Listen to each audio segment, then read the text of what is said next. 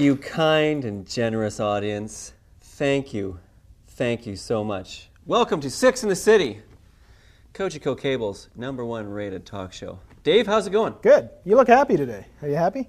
I'm HAPPY, my friend, and I don't know why, but it's probably the great weather. Probably not. Probably not. Might be something in your water, though. Maybe it's spiked. Yeah, my water is empty. My co-op student has once again neglected me, and I'm very sad about that. But you know what? Let's pay some bills right now. Let's say, first of all, I want to thank our sponsors, our excellent sponsors. The Brick for this wonderful set. I want to thank Zares for the little munchies. And I want to thank Fabricland for the great curtains. Okay, and I also want to say that if anybody at all is out there in TV land, I want to say, please call 332-TALK and tell us what's up. You know, sometimes you just got to get down to it and say, hey, what's up? I wonder if that really works. You got a phone there. You wanna see if that works? It's working. Your phone's hooked up today. Let's be sassy. Okay. Okay, we're gonna call somebody. All right. The phone. All right. Nope, I did that wrong. Who are you calling? I'm gonna call. Crazy phone. All right, I'm gonna call. You got the speaker on? I will in a minute. Oh, I'm sorry. You're the host. I'm gonna call entertainment editor Angela Kreitch. From Sarnia This Week. Hello? Hello, this is John Hollingsworth calling from Six in the City. Is Angela Kreitch there? No, she's not here right now. Oh, well, who am I speaking to? This is Sherry, her sister. Sherry, her sister. Yeah. I see. Hey, we're calling from Six in the City, the famous show on Cogeco Community 6. How you doing? Good? Excellent. What are you doing right now? I just watched it. Who's line? Whose line is it anyways? What do you do Sunday nights at 6? Watch your show. Really? Yes. Sherry, you're the best. Now, are you Angela's older sister or younger sister? Younger. Younger and better looking? Yes, definitely. I see. Aren't we crazy? Yes. Now, what do you do? What do you do for a living? Right now, well, I'm a student at Lambton College. So who cooks? Angela, usually. I don't have to talk into this thing. No, actually, that's the speakerphone. That's the way it works. Oh. I might be hanging up on you. I don't know. Oh, okay. Oh, maybe I was going to hang up on you. I'm just going to put the phone down here. And you go to Lambton College. What do you take at Lambton College? Horticulture technician. Horticulture. I see. Well, can you do me a favor? Yep. Can you tell your sister Angela, who's the editor of Entertaining Angela, she's the editor of the entire entertainment department, I believe. Am I right there? Yep. Yeah, she's the boss. Hey, Sherry, I'm not talking to you right now.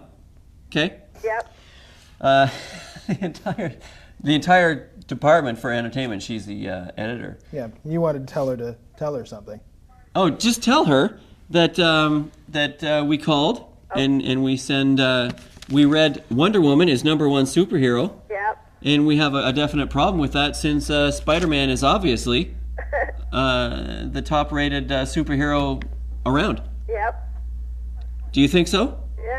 No. Okay, well, Sherry, I'm going to have to let you go then. Okay. All right, you sunk your ship here. Okay. This was your 15 minutes of fame, and it lasted 2 minutes and 12 seconds. Okay. Okay, have a good day. Yeah, bye. She's gone.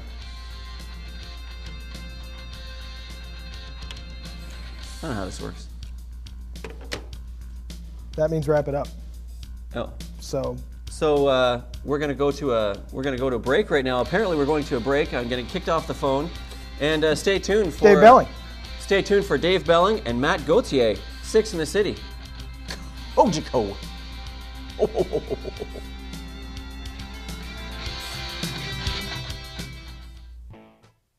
We know that the Queen has mistreated you. She hates you because you're the most beautiful and graceful person in the entire kingdom. No one compares to your kindness and beauty. Thank you. You're so kind.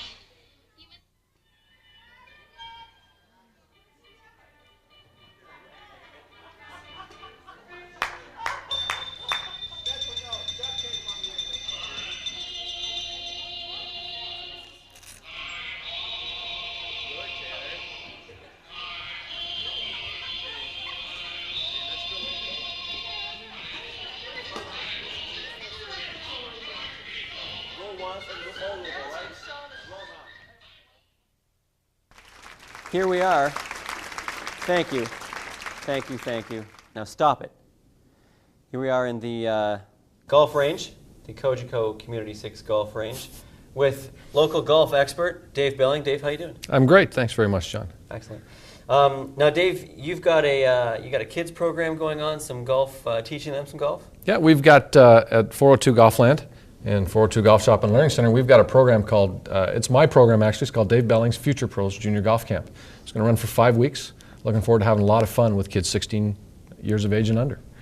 How many years have you been doing that? I'm going on, in the Sarnia area, this will be my second year. I did it for 7 years in the Windsor area and had an awful lot of fun doing it. And the idea is to create the opportunity for kids to get a chance to learn the game of a lifetime. It's a non-threatening environment in a very fun and casual way. You're going to show me some tips on how to whack the ball. Well, we're going to get you started. Okay. And probably the best thing we can do when we talk about starting the golf swing is making sure we have a good, consistent grip, stance, posture, or what I commonly refer to as a pre-shot routine. Now, the pre-shot routine? Yeah. Now let me ask you a question. Do you go through a routine every morning when you get out of bed? Yes. Do you think about it? No. Okay. That's exactly what we're looking for. That's called consistency. It's automatic to you. It's a habit. Exactly. Okay. So we want to take that type of habit or consistency and bring it here to the golf course.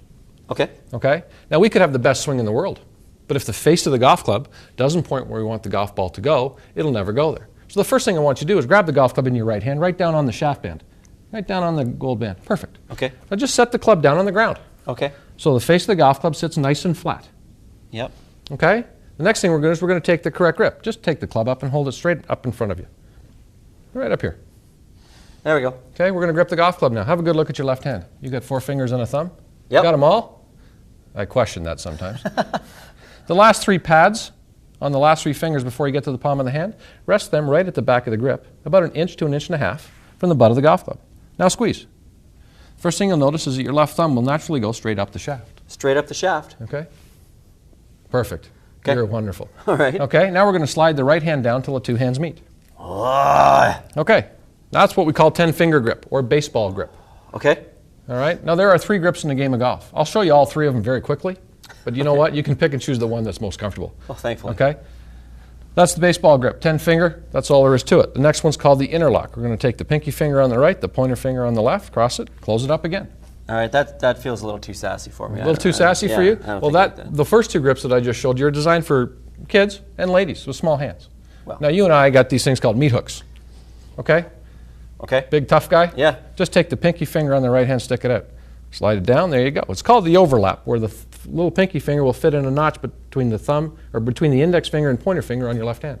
Now, the key is, if you hold the golf club down here in front of us, okay, the toe of the golf club's in the air. That's a real key point. Your left thumb fits in this little groove in the palm of your right hand. Okay. There's a huge triangle. Runs up your left arm, across your shoulders, down your right. Huge triangle. Huge triangle. Okay. Man of your stature, huge triangle. Huge. Okay? Now put your feet together for me. Perfect. So we've made sure the club is sitting nice and square. We've taken the correct grip. I feel like Pee Wee Herman. You do? You don't look like it. You're doing great. Okay. Okay, the next phrase we're going to use is we're going to bend at the knees. Just crack them. Barely move them. No, way too much. Just barely move them, like 1/8 of an inch. There you go. Now bend at the waist till the golf club hits the ground. Okay? Yeah. A little too much. Stand up. Use your size to your advantage. Okay. There you go. And just let the club fall. Okay. Ideally, what we're looking for is our hands to fall directly underneath our arms. Oh. Okay. Yeah. The next phrase is we're going to place our feet shoulder width apart. When we talk shoulder width apart, before you do anything, what size jacket do you wear when you go out for dinner? I don't know. Big, large. Large, 48? 48. Okay, let's put 24 inches between your feet, Okay. between your heels. Keep going. There you go. Good, and there's a reason for that. Golf is an athletic game. Uh-huh. All right? So we need to make sure we have good balance. Balance is a huge thing. The next thing we're going to do is we're going to play the golf ball off the left heel or just inside the left foot. Okay. And lastly, we're going to just place our hands even or slightly ahead of the golf ball. Slightly ahead. You're all set. Now we're all set to make a good, sound golf swing. We've given you the basic start of a golf swing. Dang. Excellent. So with this information, with this knowledge, you've empowered me to improve my golf game well into the low hundreds. Absolutely. Well, I appreciate that, Dave. My pleasure. Tell you what, couple minutes, we'll have you instruct the sports editor, Dave Paul, the know-it-all. And you can improve his golf game, too. I look forward to it. Excellent. Stay tuned. 6 in the City. This won't change your world, but it could change your life for the better. As part of a healthy diet, we should eat between 5 and 10 servings of vegetables and fruit a day. This could reduce your risk of cancer, heart disease, and stroke. Remember, one serving isn't that big. An apple or a single carrot. We all lead busy lives. A few simple choices can make a big difference. Vegetables and fruits. Are you getting enough? All right, thank you very much. That message is brought to you by Vegetable and Fruits. Anyway, we got John out of here. He's a vegetable, so we've removed him from the area because he's dangerous with a club in his hands, and at least until he gets a few more lessons from Dave here. Well, So. I did bring one just for John. Oh, this is what this is for. I wondered why you were carrying that. It was in my bag because I think John probably better off to play with this as He opposed could to a regular probably hit golf the club. ball half the time with Yeah, that. And, well, that's at too least bad. he could try. We'll get him out in the course sometime this year, and he can use that. I look forward to it. Dave, you're going to teach me the bump and run. Is that what you're going to The teach bump and run. Let's face it, we're going to have some rough shots on the golf course, and we need to be able to have some idea how we can get the ball close to the hole. In other words, we're going to make up with these shots for the ones we miss hit out on a golf course. The catch now is the bump and run shot. The ball has to hit the green and roll into the hole. The chance of really this golf ball going in the hole from way up there and coming straight down. I'll give you 1,000,000 balls from 10 feet. You can throw it. You might make one that goes straight in. Okay? So we need a high percentage shot. The high percentage shot classified as the bump and run. The key is we're going to hit the ball a third of the way in the air, and it's going to roll 2/3. To do that, we need something like a 6-iron, 7-iron, 8-iron, whatever you're comfortable with. If you've got a really long way to go, you might want to use 6-iron. If it's not that far, use 7 or 8-iron. Okay. I choose a 7-iron because that's what I'm comfortable with. You brought with So you. do I. You got your 7-iron? Perfect. Right. Even though you're left-handed, we won't hold that against them.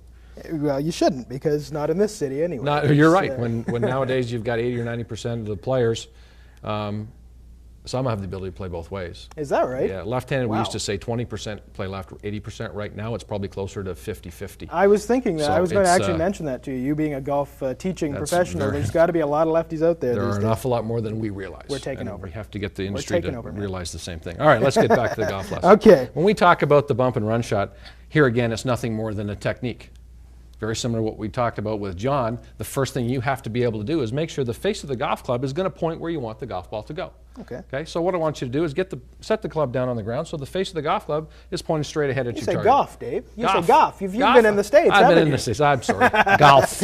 There we go. We say golf over here, and then We over there they say golf. gaff. It's a habit. You know, you just get going and you can't stop. That's okay. Okay. You got a club to get the club facing the target we want. Perfect. Now take the grip.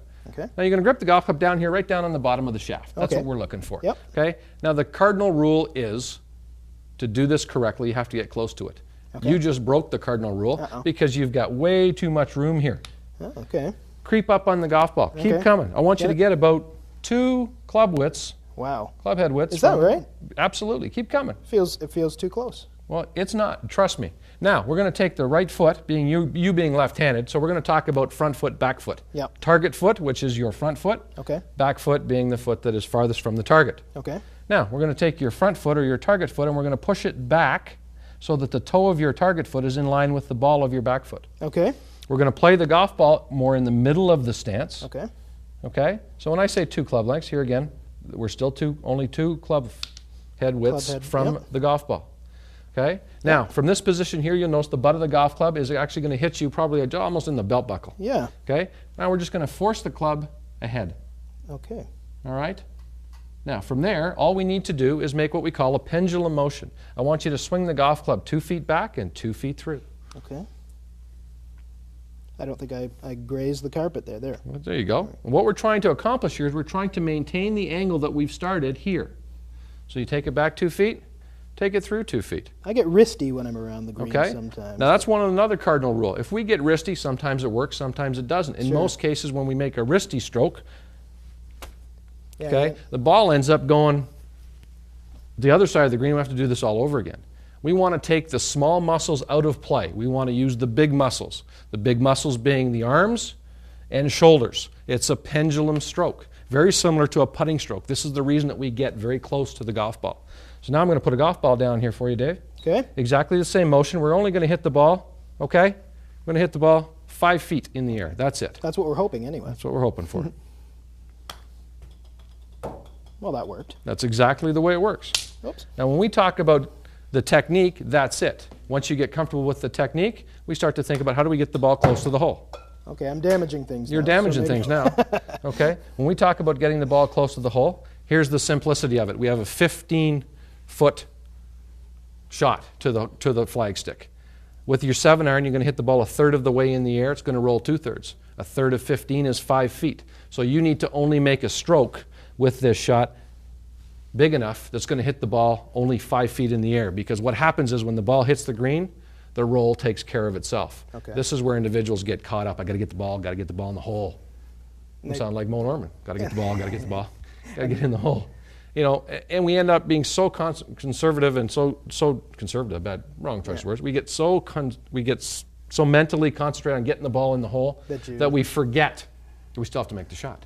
So forget about the hole. Think about how far the ball has to go in the air and just make the stroke. So you get used to this, if you practice this enough on a practice green, then you'd get used to how far you're hitting it. Correct. And then you'd know, okay, this is how far I hit this one, and I'll know that from now on. And you can use different clubs for this, right? Absolutely. Get a little closer to the ball. There you go, Dave. He'll be fine. Great. That's exactly the action we're looking for. Wow, that's fabulous. I feel like I've improved my game already. I haven't been able to get out much this year. What are you going to do about that? I'm talking to Mother Nature the same way you are. All right. Thank you very much, Dave. It's been David, great having thanks you on. very Good much luck with your program. Thanks too. very much. We look forward to And being here. Excellent. We'll be back in a few minutes with John and myself over at the side, and we'll be bringing on another guest to entertain you right after this message from Six in the City. Okay, Six in the City. I'm the host. He's the co-host. He's a sports expert. I'm not. What do I do? You're the host. I'm the host. I've got general knowledge. I'm the general knowledge master. He specializes in sports. But for everything else, me. Sports for him. Are you done? Pretty much.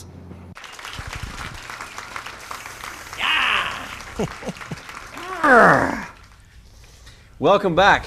Six in the City. Special guest for tonight, Matt Gauthier. Matt, the impressionist from the troupe, Me, Myself, and Them. How you doing, Matt? Very good, thank you. How many people in your troupe? Me. Wow. And them. You and them. What's the parameters? What's the basic thesis of your whole your entertainment? I guess the them part. If it was just me and myself, I don't think I'd have much to offer, but the them part is really the voices that I continually do over and over again. Different people, different artists, different writers, different whoever. And anybody I listen to, I try and mimic them. I'll probably be impersonating you my next show, actually. Impersonating me? Yeah. Well, luckily I don't have any quirks. So how Not did you? one.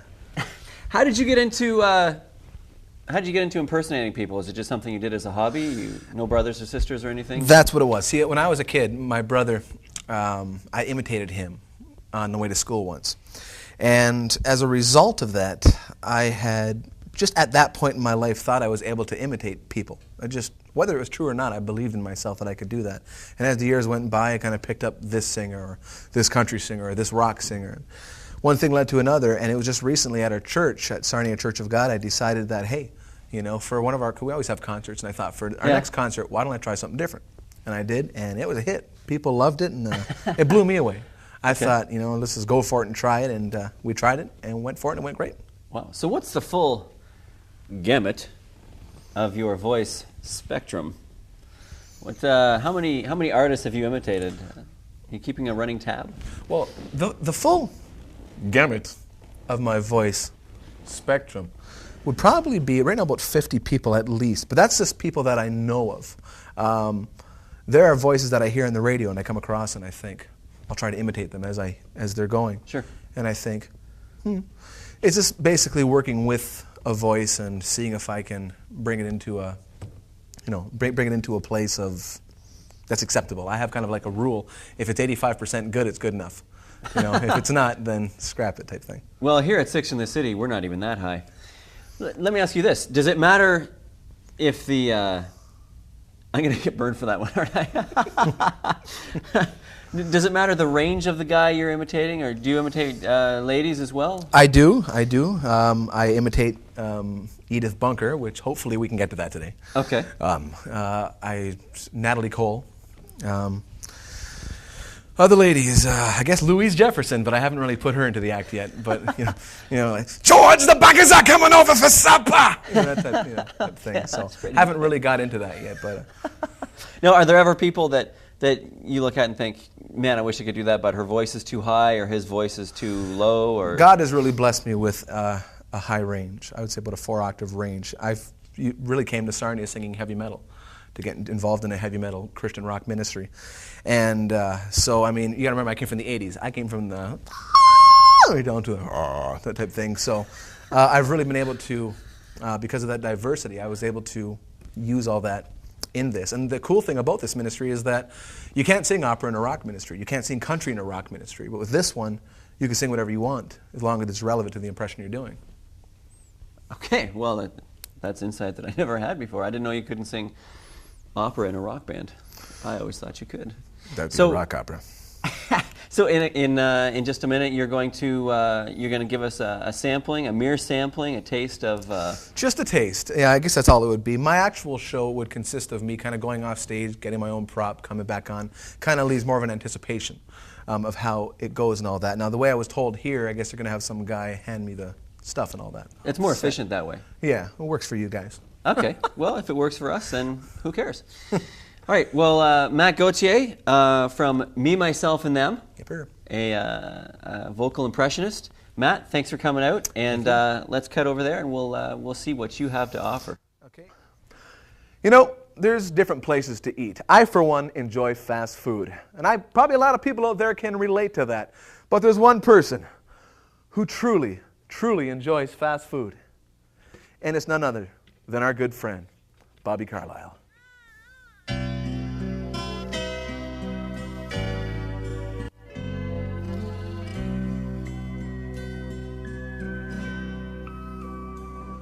There's one thing I know for sure. I've been living off of fast food since the day that I was born. McDonald's and Wendy's and Burger King, submarine sandwiches and a big old fountain drink. And I thank God for all of the rollings I eat. Oh, but most of all, Kentucky Fried Chicken, what can compare? The Colonel's recipe, oh, I will be there. Many other places just to walk by, extra crispy, crunchy chickens on my mind. Oh, you know you can't go wrong. The Colonel does chicken right. Kentucky in the morning and Kentucky Fried Chicken at night. I've got kids. Maybe you got kids. But I know one thing. As a father of a 3-month-old and a 3-year-old, you got to put those kids to sleep sometimes. And I need to tell you that you think you got it bad.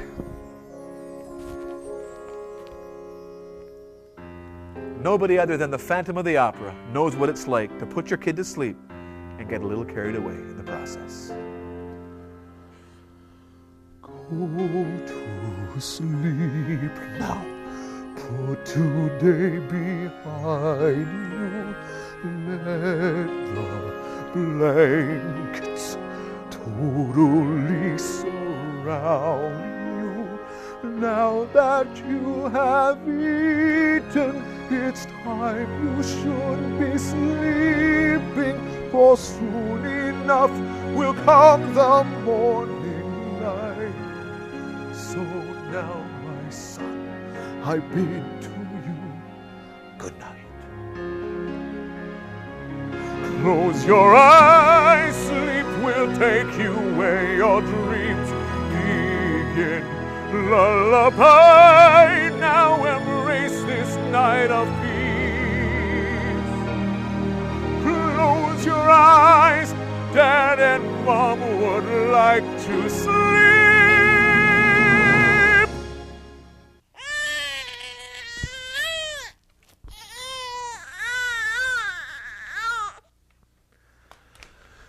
We know the story in the Bible about Moses and the Israelites and how they complained and complained one after the other. We don't know all the details, but we do know what two of them complained about. Start the music, huh?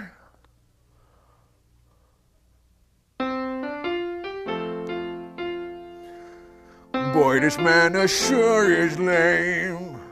Man of bread and man of cakes. Guys in Egypt had it made. Those were the days. Even though they beat us down. Yeah. Still the slaves ain't better than.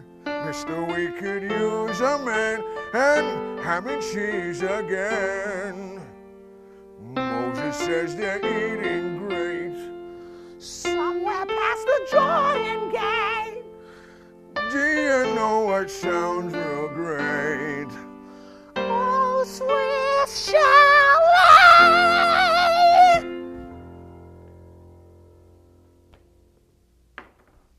Roy Orbison was a tremendous young artist. And he had a lot of passions. One of his passions was the Rubik's Cube. And people don't really know that before he wrote the love songs, he wrote a song that I'm going to sing to you now. I turn it right for a while. I've been turning for a while. What did I buy this for? Will the puzzle store take back this Rubik's Cube? 'Cause it's bugging me, it's tormenting me. Rubik's Cube, Rubik's Cube, yes, now it's gone, and from this moment on, I'll do crosswords,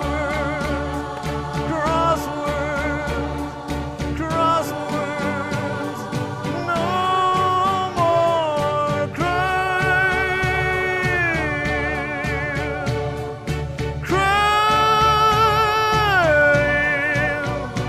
over Rubik's Cube.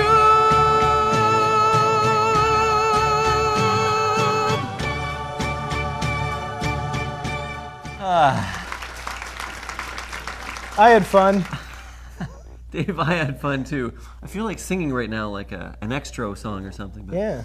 I'm not going to. You know what? We had so much fun, and it was such an action-packed night, like Christmas all year long.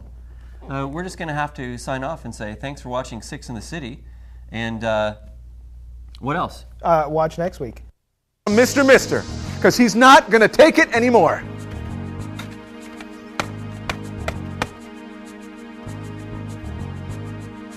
Waiter, you should know there are feathers still stuck to the meat upon this bone, yeah! Yeah! So take these chicken wings and learn to fry again, and learn to plug them clean. The feathers here are hard to eat. It looks like lunch is just kind of shot. I hope it frees. Take your wings. You got to learn to fry, learn to pluck those chickens clean. The feathers here are hard to eat. It looks like lunch is kind of shot.